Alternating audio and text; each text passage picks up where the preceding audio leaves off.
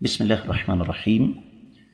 الحمد لله الذي من علينا بنعمة الإسلام وأرسل رسوله بالهدى ودين الحق الداعي إلى الجنة والرضوان. معزز خواتین و حضرات، کثرت کے ساتھ آنے والے سوالات میں سے ایک آن لائن تجارت کے شرعی حکم کے حوالے سے سوال بھی ہے، تو میں یہ چاہتا ہوں کہ اختصار کے تقاضوں کے پیش نظر کچھ گزارشات آپ کی خدمت میں اس حوالے سے کر دی جائیں۔ ظاہر بات ہے، نیٹ ورکنگ کا زمانہ ہے اور انٹرنیٹ پر بڑی تیز رفتاری کے ساتھ تجارت فروغ پا رہی ہے، جس کی بہت ساری شکلیں ہیں، اور پھر چونکہ میٹیریلزم ہے، مادہ پرستی کا دور ہے، تو اس وجہ سے دن بدن لوگوں کے اندر امیر بننے کا شوق بڑھتا چلا جا رہا ہے، اور اسی وجہ سے بہت سارے طریقے متعارف کروائے جا رہے ہیں، جن میں سود کی تجارت بھی شامل ہے، حرام کے دیگر ذرائع بھی شامل ہیں، اور دھوکہ دہی اور فراڈ اور فریب بھی ہے۔ انٹرنیٹ پر انفرادی طور پر بھی بزنس ہوتا ہے، کاروبار ہوتا ہے، اور اجتماعی شکل میں بھی، یعنی بعض کمپنیاں یہ کام کرتی ہیں، تو اس میں کسی قسم کا کوئی شبہ نہیں کہ دونوں طریقے چلتے ہیں۔ تو ایک مسلمان زندگی کے ہر معاملے میں سب سے پہلے قرآن و حدیث کو مقدم رکھتا ہے، شرعی احکامات کو مقدم رکھتا ہے، تو اس میں کسی قسم کا کوئی شک نہیں کہ آن لائن تجارت کی وجہ سے ڈھیر ساری سہولیات ہمیں میسر آ گئی ہیں۔ آپ گھر بیٹھے بیٹھے کہیں سے کوئی بھی سامان منگوا سکتے ہیں، اور پھر مختلف چیزیں آپ ان کے درمیان موازنہ بھی قیمتوں کا کر سکتے ہیں، معیاری چیز آپ کو مل سکتی ہے، اور اس میں وقت کی بھی بچت ہوتی ہے، آمد و رفت کی مسائل جو ہیں وہ بھی نہیں ہوتے، اور پھر خریدنے والے اور بیچنے والے دونوں کو بڑا فائدہ ہے۔ لوگوں نے دکانیں لگانے، دکانوں کا کرایہ دینے اور ان تمام تر مشکلات سے نجات حاصل کر لی ہے۔ ایک آدمی گھر بیٹھے ہوئے انٹرنیٹ پر اپنی ویب سائٹ کے ذریعے اپنا سامان متعارف کرواتا ہے، اور اس کی تصاویر بھی دیتا ہے، اس کو آرڈر آنے شروع ہوتے ہیں، تو سامان وہ بیچ دیتا ہے۔ اس کا نتیجہ یہ ہے کہ اس آن لائن تجارت کو بڑا فروغ ملتا ہے۔ تو اس تجارت کا شرعی حکم کیا ہے، یہ سمجھنے سے پہلے ہمیں اسلامی اصولوں سے آگاہ ہونا ضروری ہے ہمارے لیے، تاکہ مسئلے کو سمجھنا آسان ہو۔ خرید و فروخت میں تین چیزیں بنیادی حیثیت رکھتی ہیں۔ سب سے پہلے دو فریق، ایک خریدنے والا اور ایک بیچنے والا۔ دوسری چیز وہ سامان جس کی خرید و فروخت ہو رہی ہے، اور تیسری چیز اس سامان کی قدر و قیمت یا اس کی مارکیٹ ویلیو۔ اس حوالے سے ہمارے سامنے شرعی طور پر کچھ اصول ہیں، جن میں سب سے پہلا اصول تو یہ ہے کہ واتقوا اللہ، اللہ تعالیٰ سے ڈر کر سارے کام کرو۔ اور جب ہم واتقوا اللہ کو حرز جاں بنائیں گے، اللہ تعالیٰ سے ڈر کر سارے کام کریں گے، تو اس میں برکت بھی ہوگی، رحمت بھی ہوگی، اور نقصان سے بھی ہم بچ رہیں گے۔ دوسری چیز، خریدنے والے اور بیچنے والے کے درمیان رضامندی ضروری ہے۔ سنن ابن ماجہ میں حدیث مبارکہ ہے، انما البیع عن تراض، کہ خرید و فروخت جو ہے وہ باہمی رضامندی سے ہوتی ہے۔ تیسری چیز ہے بیچنے والے کا سامان کا مالک ہونا۔ ایسا سامان جو آپ کی ملکیت نہیں ہے، آپ اسے نہیں بیچ سکتے۔ سنن ترمذی میں 1232ویں حدیث ہے کہ سیدنا حکیم بن حزام رضی اللہ تعالیٰ عنہ فرماتے ہیں، میں نے آقا علیہ السلام کی خدمت میں عرض کیا، میرے پاس کچھ لوگ آتے ہیں اور ایسی چیز مجھ سے مانگتے ہیں جو میرے پاس نہیں ہوتی، تو کیا میں اس چیز کو ان کے لیے بازار سے خرید کر لا دوں پھر فروخت کروں؟ آپ نے فرمایا لا تبع ما لیس عندک، او کما قال علیہ الصلوۃ والسلام، جو چیز تمہارے پاس موجود نہیں ہے تم اسے بیچنے کا اختیار نہیں رکھتے۔ چوتھا نقطہ یہ ہے کہ صرف حلال چیزوں کی تجارت ہی ہو سکتی ہے، جس طرح کہ سنن ابی داؤد میں صحیح سند کے ساتھ حدیث موجود ہے 3488 کہ اللہ رب العزت جب کسی قوم پر کسی چیز کا کھانا حرام کر دیتے ہیں تو اس کی قیمت بھی حرام کر دیتے ہیں۔ पांचवी बात जिसको समझना जरूरी है कि जिस सामान को आप बेच रहे हैं या खरीद रहे हैं उसकी कीमत भी मालूम हो, उसकी सिफात भी आपके सामने है, और अगर उस सामान में कोई ऐब है तो उसको वादे किया जाए। किस लिए? मैंने सबसे पहली बात की वत्तकुल्लाह, अल्लाह ताला से डरना चाहिए। सही मुस्लिम में 1513वीं हदीस है, अल्लाह के रसूल सल्लल्लाहु अलैहि वसल्लम ने कंकर फेंक कर यानी कुरानंदाजी के जरिए सौदा करने और धोखे वाली बै से, धोखे वाले सौदे से मना फरमाया है।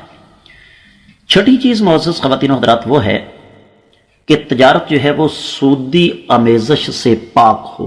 सूरतुल बकरा 275वीं आयत मुबारक, व अहल्लल्लाहुल बैअ व हर्रमर रिबा, अल्लाह ने खरीदो फरोख्त को हलाल जबकि सूद को हराम करार दिया है।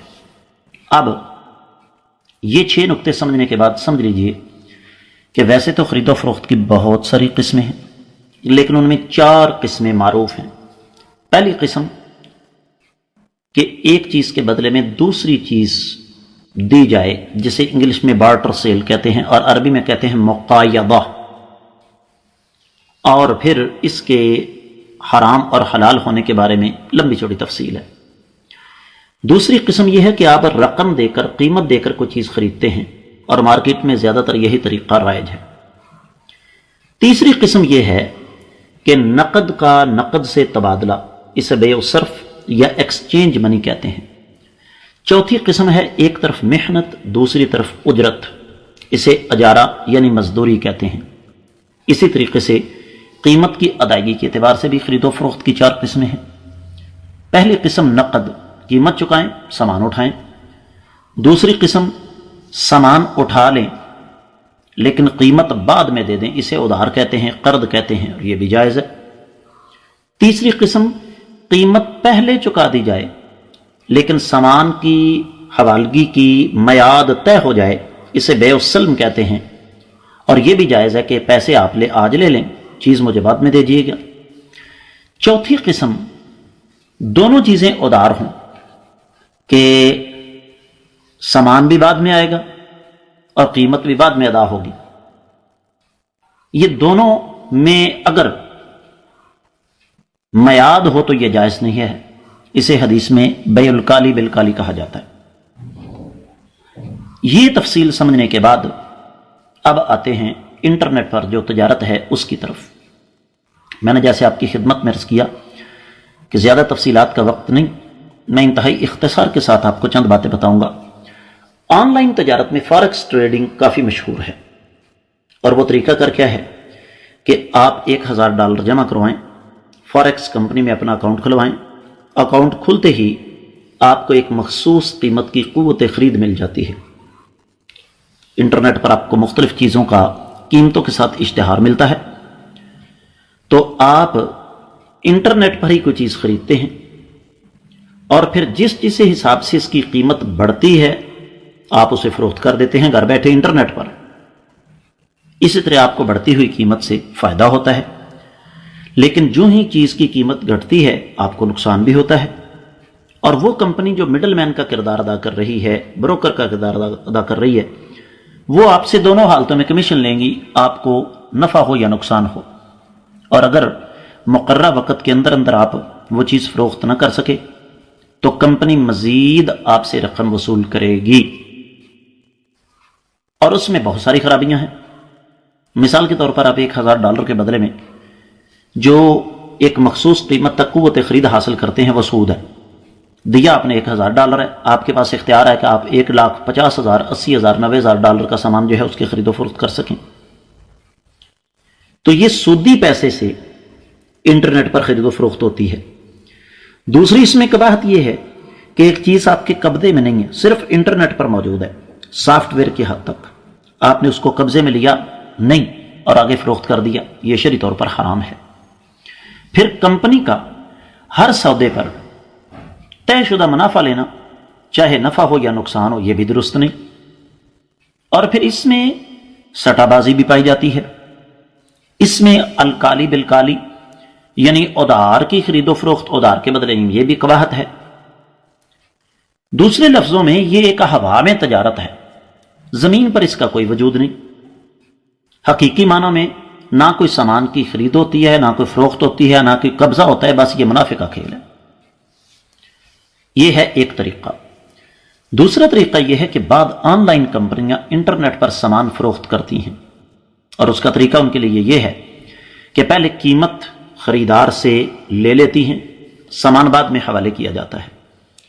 اگر تو اس طریقے میں ہر چیز بالکل نیٹ اینڈ کلین صاف ہو، کسی قسم کا دھوکہ فریب نہ ہو، تو اس میں کوئی شبہ نہیں کہ یہ جائز ہے۔ لیکن انٹرنیٹ کی دنیا میں کچھ بھی ہو سکتا ہے۔ یہ بھی تو ہو سکتا ہے کمپنی آپ سے پیسے وصول کر لے اور سامان نہ بھیجے، اور یہ بھی ممکن ہے کہ پیسے آپ سے اچھی چیز کے وصول کرے، سامان آپ کو ردی دے، اور یہ بھی ہو سکتا ہے کہ ہیکروں کی وجہ سے پیسہ کمپنی تک پہنچا ہی نہیں، یا سامان آپ تک نہیں پہنچ سکا۔ تو یہ بہت سارے ایسے کیسز ہمارے سامنے آئے کہ جی ہم نے انٹرنیٹ پر سامان دیکھ کر پیسے چکا دیے، لیکن جو چیز ہمارے پاس آئی وہ بیکار ترین اور ردی ترین تھی، دکھائی کچھ اور دی کچھ۔ اور معزز خواتین حضرات، اس میں ایک تیسرا نقطہ یہ ہے کہ اگر سامان کی قیمت آپ پہلے وصول کرتے ہیں یا سامان کا بیانہ وصول کرتے ہیں اور سامان بعد میں حوالے کرتے ہیں، ڈلیوری آپ بعد میں کرتے ہیں، تو اس میں کوئی حرج والی بات نہیں۔ کمپنی اگر بطور وکیل کردار ادا کرتی ہے تو تب بھی اس میں کوئی حرج والی بات نہیں، لیکن معاملات صاف اور شفاف ہونے چاہیے۔ تو خلاصہ یہ ہے کہ آن لائن تجارت میں سب سے پہلی چیز موجود ہونی چاہیے، اور خریدار کسی چیز کا مطالبہ کرے اور قیمت ادا کرنے کے لیے جو وقت مقرر ہو، وہی چیز انہی خوبیوں والی وہ ادا کی جائے، اور چیز کی ڈلیوری یعنی حوالگی یقینی ہو۔ اور اگر سامان آپ تک پہنچا ہے اور جو چیزیں دیکھ کر آپ نے وہ سامان خریدا تھا آپ کو وہ چیزیں نہیں مل سکیں، تو واپسی کا اختیار ہونا چاہیے۔ اور اگر بیچنے والے کے پاس صرف اشتہار ہے اور کچھ نہیں، کسی نے سامان طلب کیا، وہ مارکیٹ سے سامان خریدتا ہے اور پھر آپ تک ڈائریکٹلی پہنچا دیتا ہے، تو یہ دھوکہ ہے، اور یہ دوسرے کی ملکیت والا سامان بیچنا ہے جو کہ شریعت میں جائز نہیں ہے۔ تو بہت ساری آن لائن بزنس کی جو ایک کمپنیاں ہیں یا بہت سارے آن لائن بزنس جو ہیں، ان میں دو باتیں زیادہ تر ہیں جن سے بچنا چاہیے۔ پہلی بات تو یہ کہ آپ ایک چیز قبضے میں لیے بغیر آگے فروخت کر رہے ہیں، یہ شرعی طور پر جائز نہیں ہے۔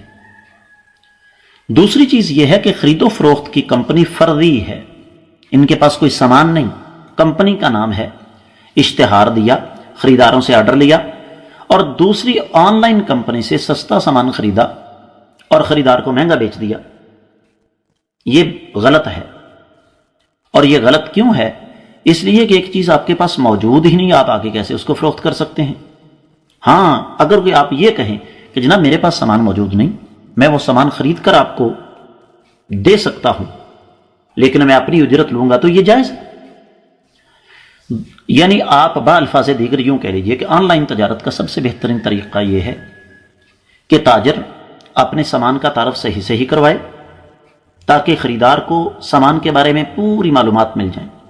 جب خریدار کوئی سامان طلب کرے تو وہ سامان اس تک صحیح طریقے سے پہنچائے، چاہے اپنے وکیل کے ذریعے پہنچائے، چاہے کسی جو کوریئر ہے اس کے ذریعے پہنچائے۔ اور جب خریدار سامان کو دیکھ لے، سامان اسے پسند آ جائے، تو وہ قیمت دے کر اپنا سودا مکمل کر لے۔ اگر سامان پسند نہیں ہے تو اس کو واپس کر دے، اور سامان قیمت ادا کرنے سے پہلے بھی لینا جائز ہے، اس کا بیانہ ایڈوانس بھی لیا جا سکتا ہے، لیکن ہیکروں سے خبردار رہنا چاہیے، اور یہ خریدنے والے اور بیچنے والے کو اس حوالے سے الرٹ رہنا ہوگا۔ اسی طریقے سے جیسے میں نے عرض کیا کہ شریعت نے ہر چیز کی بنیاد رکھی ہے واتقوا اللہ، اللہ تعالیٰ کے ڈر اور اللہ تعالیٰ کے خوف پر۔ آپ اللہ تعالیٰ کے ڈر اور اللہ کے خوف سے لوگوں کو فائدہ پہنچانے کی نیت سے تجارت کریں، صاف ستھری تجارت کریں انٹرنیٹ پر، اس میں کوئی حرج والی بات نہیں۔ تفصیلات میں نے اوپر بیان کر دی ہیں۔ میری دلی دعا ہے کہ اللہ رب العزت ہماری ان مسائل کو اپنی بارگاہ میں قبول و منظور فرمائے، ہمیں حلال کمانے اور کھانے کی توفیق عطا فرمائے۔ وما علی الا البلاغ المبین۔